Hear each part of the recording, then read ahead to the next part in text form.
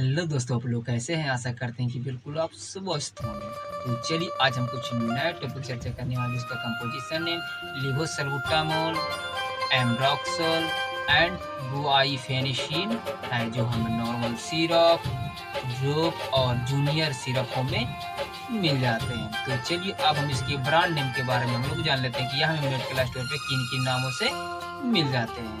यह हमें ग्रीनटस BM, ग्रीनटस LS, ग्रीनटस kid syrup अथवा ब्रोजेडेक्स LS, ब्रोजेडेक्स जूनियर सिरप या ड्रॉप अथवा अस्थाकांड LS, अस्थाकांड जूनियर सिरप या ड्रॉप अथवा अस्कोरिल LS या अस्कोरिल जूनियर सिरप या ड्रॉप अथवा चेरी कॉफ LS या चेरी कॉफ LS जूनियर सिरप अथवा नोरवेंट LS सिरप अथवा मैकबेरी LS सिरप या जूनियर सिरप। ये सब नॉर्मल सिरप, ड्रॉप और जूनियर सिरपों में आसानी से मिल जाते हैं।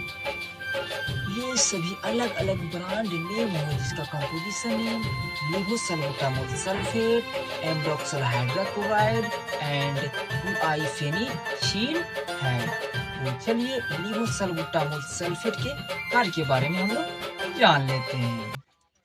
यह हमारे फेफड़े की वायुमार्ग के मांसपेशियों को आराम दिलाता है और हमें सांस लेने में आसानी होती है, जैसा कि आप जानते हैं। एम्ब्रोक्सोल हाइड्रोक्लोराइड के कार्य के बारे में हम लोग जान लेते हैं।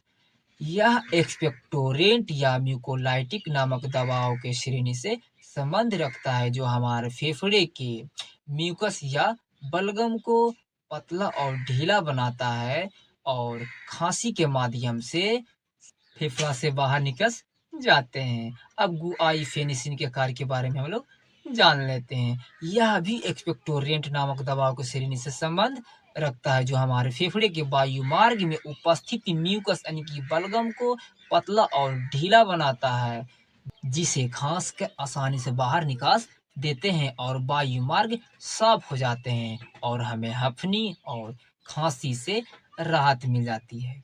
अब हम इसके यूज के बारे में जान लेते हैं कि इसका इस्तेमाल कहाँ पे करते हैं। इसका इस्तेमाल बलगम वाली खांसी होने पे, सर्दी जुकाम, गला में खिंचखिंचाहट होना, दम यानी कि सांस लेने में दिक्कत होना, सीने में जकड़न होना, bronchitis, COPD chronic obstructive pulmonary disease में इसका इस्तेमाल करते हैं। अब हम इसके डोज के बारे में जान लेते हैं। एडल्ट डोज 10 ml सुबह शाम या 3 बार 5 से 7 दिनों तक लेनी है।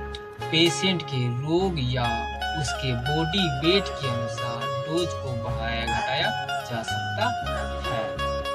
अब हम इसके साइड इफेक्ट के बारे में जान लेते हैं कि इसे लेने से हमें क्या दुष्प्रभाव देखने को मिल सकते हैं। इसमें हमें नशा टाइप के लगना, नींद आना, सर दर्द करना, चक्कर आना, जी घबराना या उल्टी होना, शरीर पर नोचनी या पित्ती होना, पेट में दर्द होना, दस्त होना, घबराहट होना, सांसें फूलना, एकिकार्डिया या ब्रेडिकार्डिया यानी कि दिल की धड़कन बढ़ जाना या कम जाना, ये सब साइड इफेक्ट देखने को हमें मिल सकते हैं।